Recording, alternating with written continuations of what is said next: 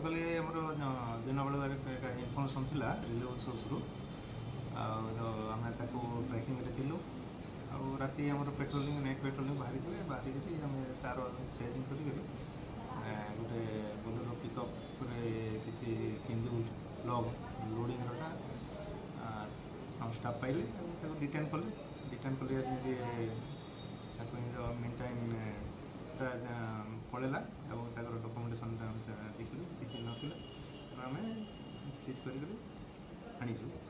ତା ସହିତ କିଛି ତାର ସାଙ୍ଗରେ ଆସୁଥିଲେ ଆଉ 2 ଜଣ ଆସିଥିଲେ ଆମେ ତାକୁ ଗୋଟେ ବାଇକ୍ ସହିତ ଆସୁଥିଲେ ତାଙ୍କୁ ଆମେ ଡିଟେନ୍ କରି ରଖିଛୁ। ବର୍ତ୍ତମାନ ଇନକ୍ୱାରି ଚାଲିଛି।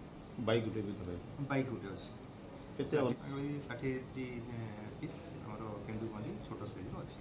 କେନୁ କାଣିକି ଯାଉଥିଲା ଏଇଟା ତ କେଉଁଠୁ ଆସିଥିଲା କେଉଁଠି ଯାଉଛି ଆମେ ତାର ଇନକ୍ୱାରିରେ ଅଛୁ।